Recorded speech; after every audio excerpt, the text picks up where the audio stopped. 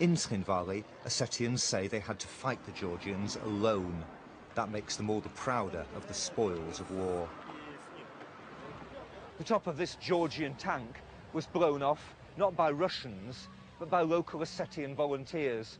The Russians don't seem to have been in the town for most of the time that it was occupied by Georgians. Indeed, according to everyone we've spoken to here, the main body of Russian forces didn't arrive for more than 2 days after the initial Georgian attack. Far from having carefully planned their invasion, as Georgia has suggested, it seems the Russians had to scramble to get organised. Their intelligence was so poor that when they finally approached Tskhinvali on the 9th of August, their advance column drove straight into a Georgian ambush, a defeat witnessed by a Russian reporter who was himself wounded. A Georgian ran up. I was dressed in black jeans, an ordinary green jumper with a hood. And I said to him, "We're journalists." He shouted back, "We're killers," and fired a grenade.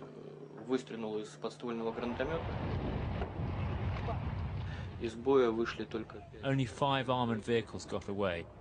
The rest of the column was wiped out, and there were a lot of wounded, including the army commander, General Khrulyov. From a military point of view, the commander of an army has no business in an advance column coming to storm a town. But journalists weren't the only non-military target hit that day. It's alleged that the Georgians continued firing, intentionally or not, on ordinary civilians.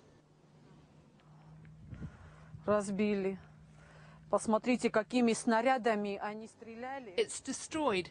Look at the shells they used. Clearly not machine gun. Look, they were large shells. Видите, от какого крупнокалиберного они стреляли. This was Marina Kochyeva's car. She alleges it was hit repeatedly by Georgian tank fire as she tried to flee Tskhinvali on the night of August the 9th. They crashed into a ditch, but the firing didn't stop. My fellow passenger covered me with his body and he was hit.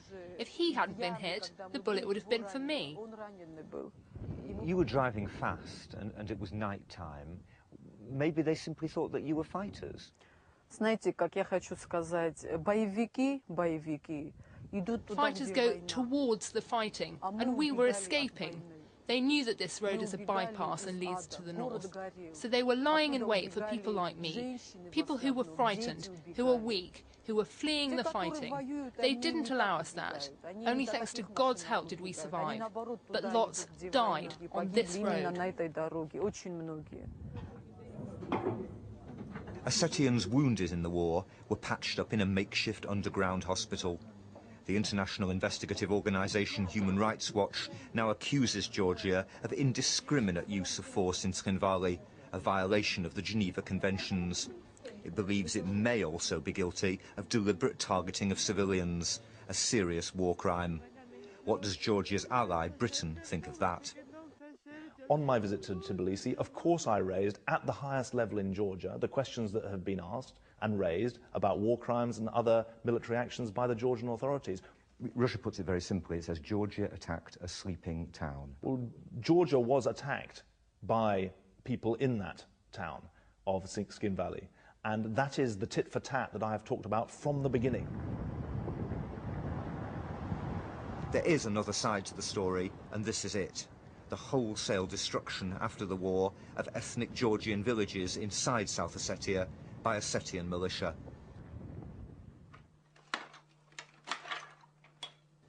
Ossetians say the villages were used by the Georgian military, but this was plainly a family home.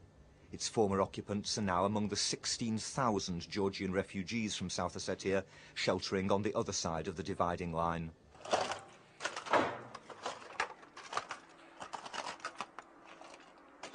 It's hard to believe that the Georgian family who lived here will ever be allowed to return. The destruction of this house and hundreds of others is a deliberate act of ethnic cleansing. In Tskhinvali, I met one of the perpetrators. It was not cleansing. There wasn't any genocide of the Georgian people. No one was killed. They were given a corridor. so that they could calmly get out of there. When they'd left their villages, their houses were burned, so they didn't return. It's enough just to set light to the curtains and the whole house will flare up. If you ever want to burn someone's house, that's my advice. Simply set light to the curtains, and that's enough. By the time those houses were burned, Russian troops had finally arrived in force, driving the Georgians out of South Ossetia. But the Russians failed to prevent the willful destruction of civilian property.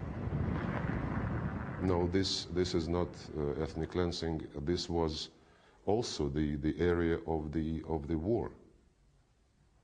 The Georgians, when I say that the Georgians were moving their artillery and tanks closer to Tskhinval, this also included the Georgian enclaves inside South Ossetia, where they secretly organized strongholds.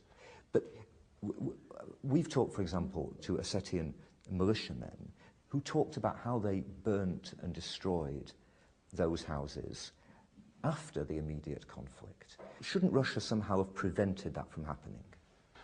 Well, of course, when your city is attacked, when your loved ones, when your relatives, when your children, when your parents, brothers and sisters are being killed brutally, you can go emotional and you can go really in a very unwanted way.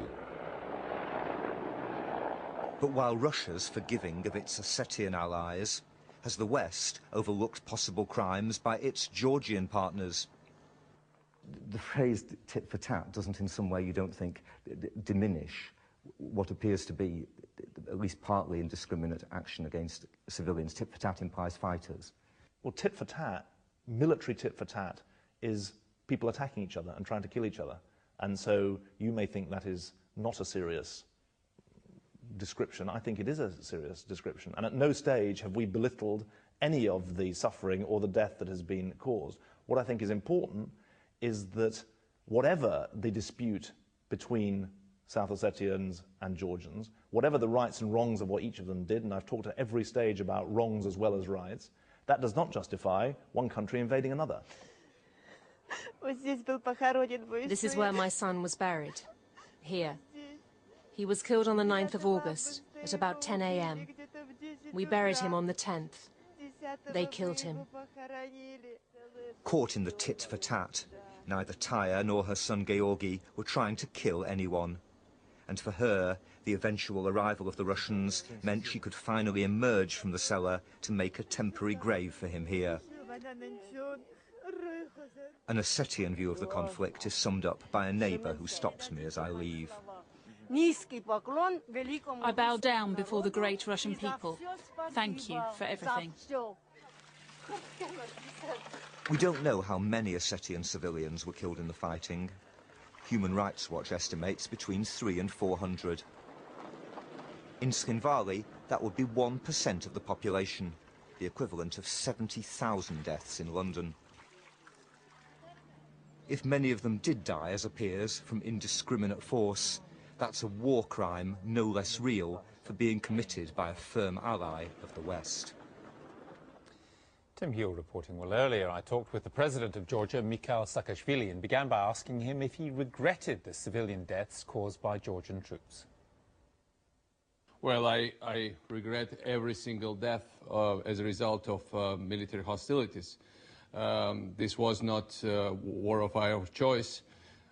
Whether it was 100 or as much as it was, even if it had been as one single person, it would have been very tragic for me, certainly. Certainly, I do regret it. You personally took the decision to attack what we were told was a sleeping town, Tskhinvali. Civilian deaths were an inevitable part of your policy, were they not? We took decision, and we had basically no choice to protect our population from attacking and advancing Russian military equipment, from Russian-backed and basically Russian-trained, Russian-equipped and Russian-commanded militias, as well as regular Russian troops that invaded my country. We did something that any other democratic government would have done.